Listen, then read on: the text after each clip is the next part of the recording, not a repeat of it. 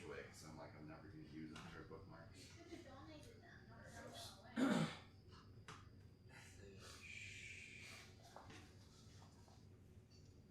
All right, Job chapter 2.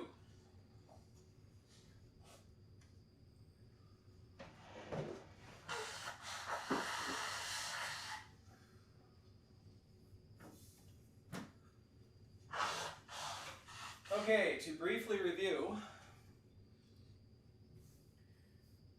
we have Job chapter 1. Job is introduced. He's introduced as a very rich man. But his greatest riches are not in his earthly wealth, which is beyond all of his peers in this part of the world, but in his righteousness, because he has the righteous judgment of God, right from God's own divine counsel, the courts of heaven. Satan, or the accuser, comes forward, wandering to and fro upon the earth, as one of the sons of God, appearing before God to something along the lines of give an account for what they're doing. And God himself draws attention to Job, and he speaks of Job's righteousness. And Satan makes the argument that Job is only continuing in his upright conduct and in his righteousness. And more specifically, and what he really means by that, he's only continuing to trust God for his righteousness and salvation because God has so richly blessed him. And so we have then God allowing, and in fact, as we'll see here, even though God speaks in terms of letting the accuser bring suffering to Job, in this chapter we'll see that it is God himself who brought that suffering to Job. Because in this, the accuser is acting as an agent of God. And, of course, we see the result. Job continues to trust God. It says, the Lord gives, the Lord takes away. Blessed be the name of the Lord. And then the last verse, in all this, Job did not sin or charge God with wrong. In other words, Job, in experiencing all these things, confesses that he does not deserve the goodness of God. God gave it to him entirely out of grace, and yet God could at any time take it away, and God would not be at fault at all. For these things were his free gifts. They were never deserved in the first place. So why would there be any fault or wrongdoing with God if he takes them away? And so Job blesses the name of the Lord instead of cursing him. And so now we have chapter 2. Again, there was a day when the sons of God came to present themselves before the Lord, and Satan also came among them to present himself before the Lord. And again, it's like I said, when we see this phrase, sons of God, it's referring to the angelic or the spiritual creatures through which God is carrying out his will on the earth. And the Lord said to Satan, from where have you come? So this is repeating again what we had in the beginning of the first chapter. Satan answered the Lord and said, from going to and fro on the earth, and from walking up and down on it. And the Lord said to Satan, have you considered my servant Job, that there is none like him on the earth, a blameless and upright man, who fears God and turns away from evil? He still holds fast his integrity, although you incited me against him to destroy him without reason. And so, again, the same words are used to describe Job's uprightness. He upholds his integrity. And by that, understand his uprightness, his righteousness. He continues to believe God's judgment, which is the only judgment that matters, that his sins are forgiven, that he is a righteous man. This is the judgment of heaven. Why would Job doubt it? It is not based upon the goodness or the prosperity or the suffering that happens to him. This is a perfect answer to all those who look to your prosperity. There's a whole branch of those who claim to be Christians in the churches today, who insist that if you are truly upright with God, you will be made prosperous. If your faith is strong enough, God is going to bless everything that you do. And by that, they do not mean bless you spiritually. They mean bless you with earthly wealth and prosperity. And we have no such promise. If there was any man that would be blessed for this, it would be Job. And yet, all of Job's prosperity was taken away. And yet, he is still upright. And so notice the word is added here. He still upholds. He still holds fast his integrity, even though you incited me against him to destroy him without reason. And so there's the verse I'm talking about here, where the Lord says, you incited me to destroy him. The judge, the taking away ultimately was God's work in this case. Then Satan answered and said, skin for skin. All that a man has, he will give for his life. But stretch out your hand and touch his bone and his flesh, and he will curse you to your face. What's that mean? Skin for skin, all that a man has, he will give for his life. He said, a man will give up anything if it will only preserve his life.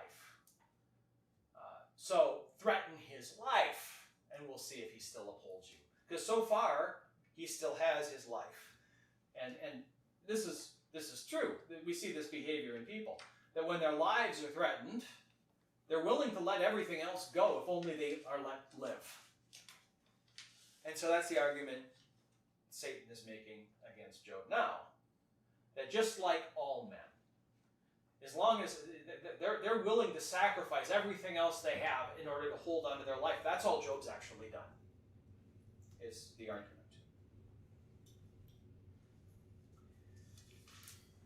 And the Lord said to him, behold, he is in your hand. Only spare his life. All right, so Satan went out from the presence of the Lord and struck Job with loathsome sores from the sole of his foot to the crown of his head. And he took a piece of broken pottery with which to scrape himself while he sat in the ashes. Sitting in the ashes is a place of mourning. It's a sign of mourning. Kind of like the tearing of the garment, covering your head with ashes. It's a very ancient Near East way to express mourning. Then his wife said to him, do you still hold fast to your integrity? Curse God and die. And so notice that now his own wife is becoming a tempter to him. Because she has lost everything with him. And now she doesn't understand why it is. Now Job has lost everything, and now his health is going away too. And it's clear to her that this judgment on Job is coming from God.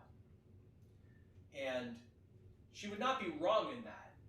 And Job himself understands that ultimately it is God who is allowing these things to happen to him. His life is being taken away by God. But Job answers her. You speak as one of the foolish women would speak. Shall we receive good from God, and shall not also receive evil? And in all this, Job did not sin with his lips. At this point now, we see no more physical suffering added to Job. So his physical health is taken away, and he's utterly miserable. He has a condition that ultimately has to lead to death. And now the actual progression of more and more evil coming upon Job's property, his family, his body, has now come to a limit. Because remember, that limit was, you may not take his life. And that's all that would be left at this point. That's the only thing he has left, is his life. Even though his life is now being threatened. And he has no reason to believe he will ever get it back. And so then another form of suffering is instead brought upon Job.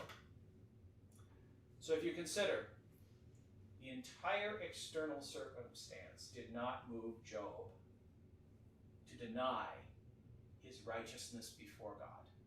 He still trusted in the Lord. And so it is in that trust that the temptation comes. So now we have the three friends. And we will see in the exchange back and forth between Job and his three friends, an argument being made. The argument of his three friends is very simple. If you were truly upright, this would not be happening to you. You say you're righteous before God. And yet if that were so, you wouldn't be suffering this much. Therefore, you have a hidden sin. And you need to confess that sin, or you're not actually righteous. And so, in short, you say you're righteous, but you're hiding something. You're not righteous.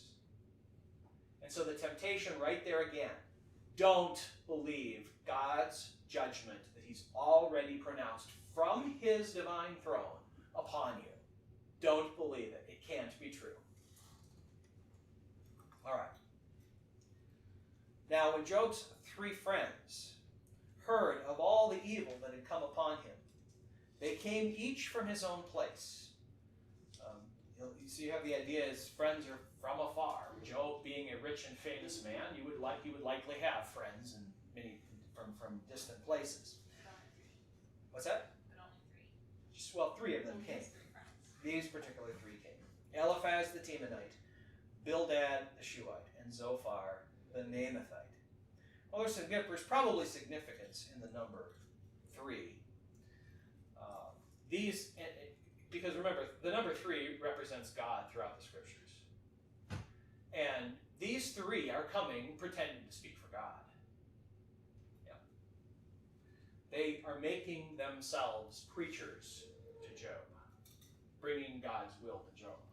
God did not send them, however. They made an appointment together to come to him, to show him sympathy and comfort him.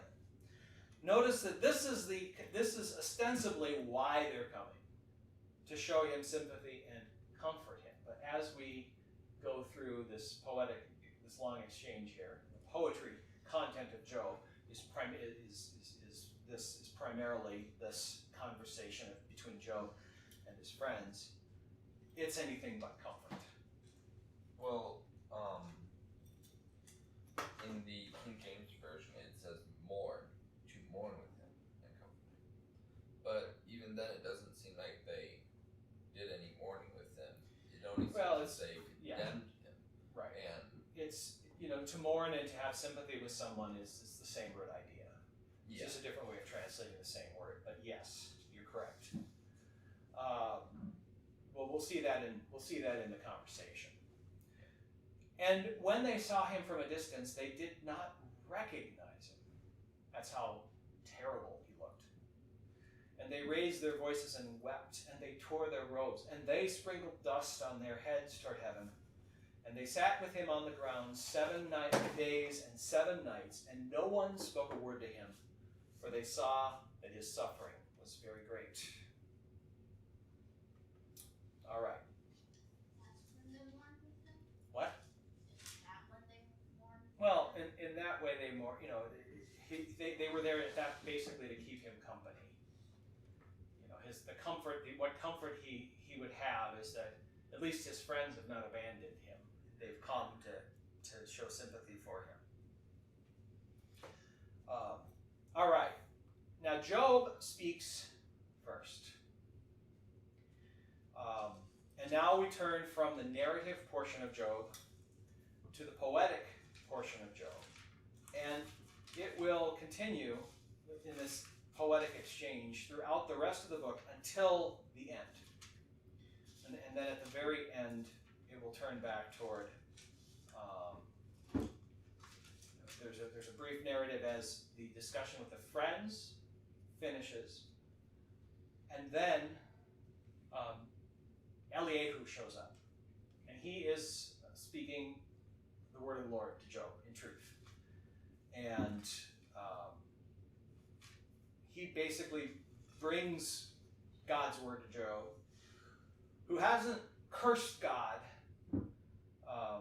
but he has as we'll see, he has harsh things to say that he is admonished for. And finally, then, Job keeps silent. God himself speaks. And then at the very end of the book, Job makes his confession. And Job's friends are rebuked. And Job's prosperity is returned. Okay. He gets all his children back. No, no, he has more children. More children are born to him. Okay. After this, Job opened his mouth and cursed the day of his birth. And Job said, "Let the day perish on which I was born, and the night that said a man is conceived. Let that day be darkness. May God not seek it, nor light shine upon it. Let gloom and deep darkness claim it. Let the clouds dwell upon it. Let the blackness of the day terrify it. That night let thick darkness seize it. Let it not rejoice among the days of the year. Let it not come into the number of the months. Behold, let that night be barren. Let no joyful cry enter it. Let those curse it who curse the day, who are ready to rouse up Leviathan. Let the stars of its dawn be dark. Let it hope for light and have none, nor see the eyelids of the morning, because it did not shut the doors of my mother's womb, nor hide trouble from my eyes. Why did I not die at birth, come out from the womb and expire? Why did the knees receive me, or why the breasts that I should nurse? For then I would have lain down and been quiet. I would have slept. Then I would have been at rest with kings and counselors of the earth who rebuilt ruins for themselves, or with princes who had gold, who filled their houses with silver. Or why was I not as a hidden stillborn child, as infants who never see light? There the wicked cease from troubling, and there the weary are at rest. There the prisoners are at ease together. They hear not the voice of the taskmaster. The small and the great are there, and the slave is free from his master. Okay, so I'll just finish this chapter, and then we'll comment on it. Why is light given to him who is in misery, and life to the bitter in soul, who long for death, but it comes not, and dig for it more than for hidden treasures, who rejoice exceedingly and are glad when they find the grave? Why is light given to a man whose way is hidden, whom God has hedged in? For my sighing comes instead of bread, and my groanings are poured out like water. For the thing that I fear comes upon me, and what I dread befalls me. I am not at ease, nor am I quiet. I have no rest, but trouble comes. Okay. All right. If this is what my life finally comes to, where is any good that I have accomplished? It's all gone now. Why didn't God just take me from this world right when I was born, so that I could then rest? But notice in all this, he's still not saying that God does not count Job righteous. What he's saying is, why do you let me live at all, Lord? Why don't you just take me from the land of the living? Why allow me to prosper only to take it all away and then have nothing to show for it? No work to show. No goodness in the end that he's even accomplished. All the works of his hands are gone. His own life is miserable. Does not mean God is unjust. But he's asking what many of the Psalms ask. Why? Why do I suffer like this? To what end? Could you not have just taken me in my righteousness when I was a child, so that I would not have to endure all these things? A lot of poetic ways expressing the same thought. So let the day of his birth be banished. Let those curse it who curse the day, and who are ready to rouse up Leviathan. That's you'll see reference to Leviathan in a few different places here, and it's you'll get some Christian scientists who try to say that Leviathan is a dinosaur, and there's absolutely no reason to believe that. We know what Leviathan is from the ancient Near East literature.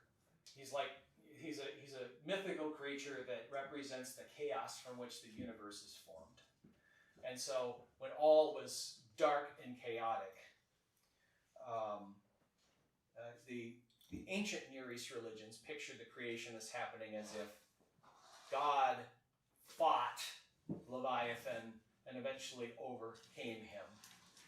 And as if it's, the question was, and then the creation is the result, because out of chaos God creates the world. Well, in the pagan religions, it pictures God as one of a force opposed against chaos, which is another force. It's this dualistic pagan idea. We'll see later when God's going to bring, later in the last portion, when God himself is speaking, he's going to bring back this picture. And how God describes the Leviathan in the Near Eastern context is quite different. He says, as great as he is to you, as great and chaotic as this whole thing seems to be, to me, he's just a fish. It's not as if God has some great struggle to overcome the chaos. God speaks, and he calls forth the universe.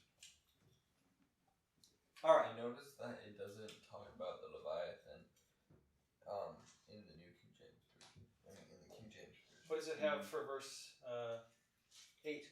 Verse 8, it has, let them curse it and curse the day who are ready and to raise up their mourning. And then that's it. And then the next one says, Really? let their stars of twilight therefore be darkness. That's weird because the word is very clearly Leviathan. Yeah, I'm surprised that it's nowhere in the King James Version. Leviathan is right here in this one. Yeah, It's New King King James. This is the New King James. Well, there's we've learned a great deal about Hebrew since the King James was translated. It's one of the things you have to understand. A great deal, and part of the reason for that is because at the time, in the 17th century, when the King James was translated, we didn't have the hundreds of thousands of ancient Near Eastern manuscripts that gave us Semitic word context to understand what some of these words meant. So there are obscure words in the Hebrew text which we simply didn't know what they meant, and now we do. Okay. And so they did their best. In Hebrew, the thing of it is, you can try to figure out what the root of it means, because there's only a few thousand root words in Hebrew, and from those they form their entire vocabulary. Okay. And so, particularly in the Hebrew text, you're going to find places where they're struggling to figure out what the actual word meant, and so they just did their best. But the concept of there is, let those who would bring everything back to chaos and darkness, let they be the ones who curse the day of my birth. He wants it wiped from the face of the earth. And so then again, why did I not die at birth? Look at how he describes it. I would have slept and have been at rest with the kings and counselors of the earth who rebuilt ruins for themselves. He's contrasting the empires, the great kingdoms. Look at all they did, but where did their kings finally end? They ended up in the grave. And so Job is saying he's like that. And the point is that all this they built ultimately comes to nothing. There's no glory in it. Everything on this earth fades away. They're born, they may accomplish something, it has no lasting value, and they die. And now Job is comparing himself to that. He said, well, if that's the case, why not just take me once I'm born instead? Or that I'm born dead, stillborn, in other words, that I never actually saw the light of day. I would be just like many, many others if that was the case. Slave and rich, yeah. I find it interesting how that section, verse 16 through 19, it seems like, let me know if I'm wrong, it sounds like there is a confession there that the stillborn are righteous and are taken away before they have to endure the troubles of the world. As in most of these things, we leave that in the hands of God. But I don't think we can quite go. I mean, that's not that's not really the That's not what he's saying. intent of what he's saying. I see. And also, like, Job, I want to see these, like, Even- verse 17, and the wicked cease from troubling, or the weary are at rest. Yeah, and so notice what Maybe he's not saying hear the is, voice of the he says, oppressor. these people, if had they been born, they would have been so many of them would have been slaves. Mhm. They would have been under taskmasters. They would be oppressed by the wicked. And by not being born alive, they're at rest from all those things and they never have to endure them. and like another thing you gotta remember is just because Job was righteousness doesn't mean he knew all of these answers to these things and all how righteousness worked for unborn children or that kind of stuff. You know, the question of the unborn children is one that we're never going to be able to fully answer in this life. If you go too far in one direction, you end up denying original sin. Not so much the question of being guilty of Adam's sin, but the fact that we're born sinful, corrupt creatures from our conception. It's what we are. And so if you go too far in that direction, you end up denying original sin. Too far the other direction, you end up denying that God can save the unborn, which is certainly not the case. And so there's not a lot that we can say. I think it's utterly foolish for anyone to condemn anyone's unborn child, whoever they are. We just simply don't have the right to do that. We don't. We have ample scriptural examples of hope for the unborn, like David's child before he was even circumcised, Bathsheba's first child. Yeah, David in the Bible. King David. King David's child born of adultery dies before the 8th day when it would be circumcised, and yet David looks in hope to finally being with his child, his son, who died shortly after birth.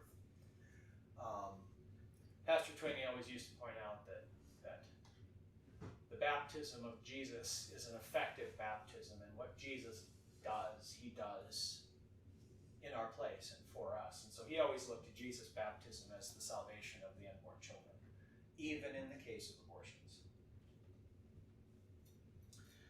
All right. So, why is light given to him who is in misery, and life to the bitter in soul? So now it's they are born, and now they're suffering as Job does. They long for death, but it does not come. They dig for it more than for hidden treasures. Light in this case is, why does the sun continue to rise upon them? Why do they yet live when they're hoping for death?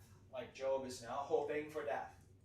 Not cursing God, not denying his righteousness, but certainly in doubt that anything good could come from what he is enduring. And so this is where Job's real temptation and struggle sits. He never denies his righteousness before God. But he does wonder, what, O Lord, are you doing, and why are you doing this to me? And he,